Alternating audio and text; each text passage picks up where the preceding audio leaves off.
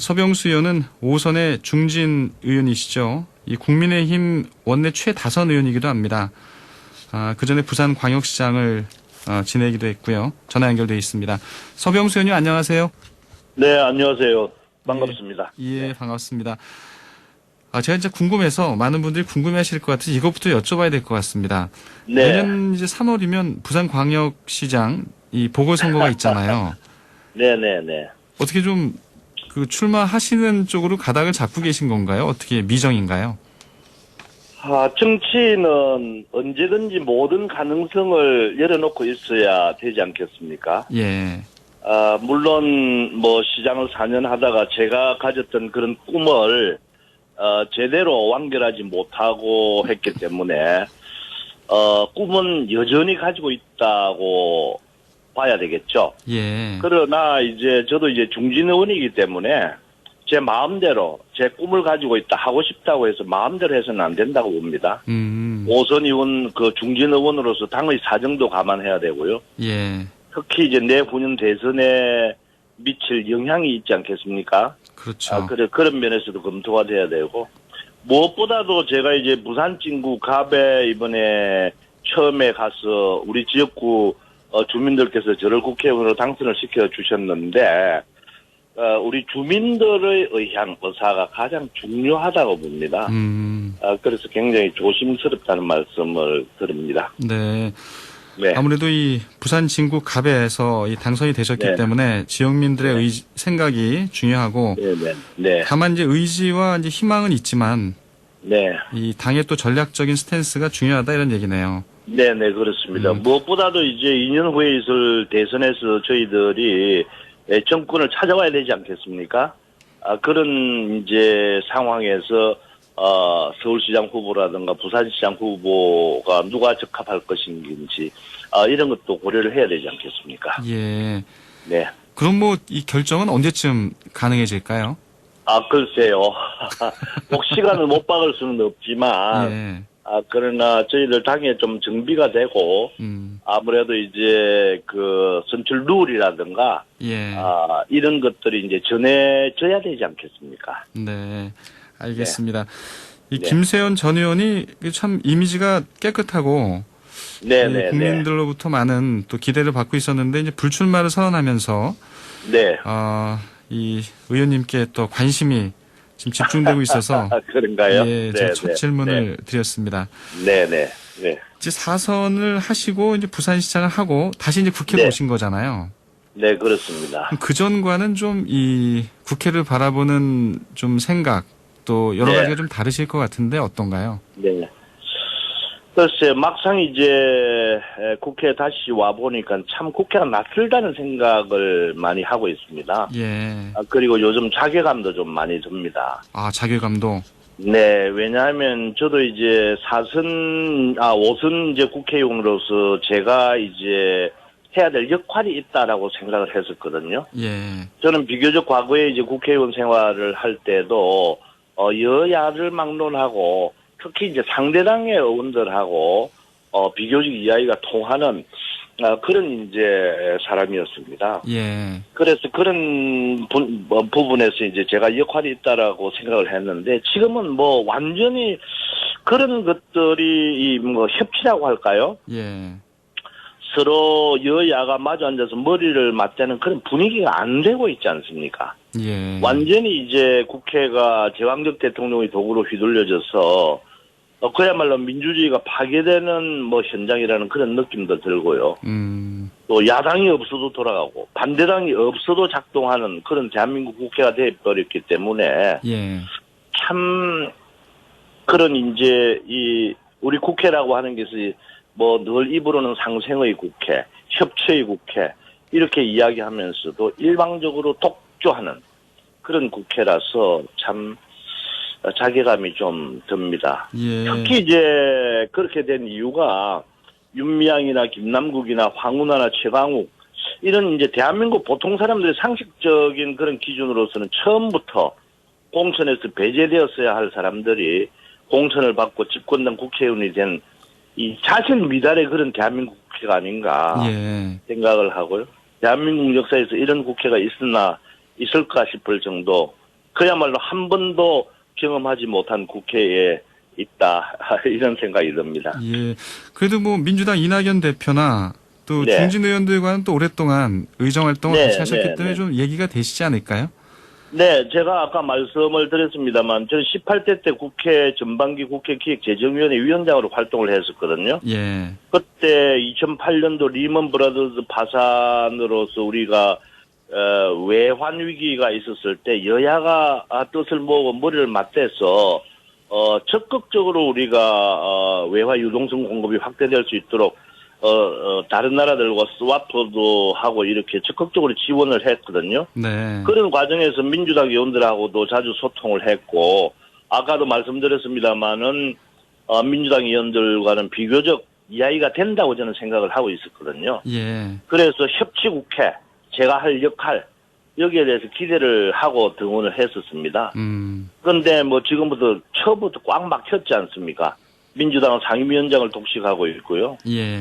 또 이번에 임대차 3법 등 우리 기획재정위에서 통과할 때도 완전히 한 번도 심의조차도 하지 않고 소위에 올리지도 아니하고 날치기로 처리를 했지 않습니까? 그래서 협치가 되려고 하면 아무래도 이제 권력을 힘을 가진 쪽에서 예. 양보를 해야 될 그런 자세가 되어 있어야 되는데 참 큰일입니다. 예. 협치라는 말 입에 이렇게 답으려면 하면 상임위원장 배분부터 다시 해야 되고요. 예. 또 그런 각 위원회에서 있었던 날치기로 처리한 그런 범죄 행태, 여기에부터 사과를 해야 될 것이라고 봅니다. 예. 그러니까 여야 협치를 위한 조건으로는 먼저 이 국회 상임위원장을 좀 다시 배분해야 된다는 얘기네요. 그렇습니다. 네네. 예. 지금 이제 국회에서 4차 추경안 심의에 들어갔잖아요.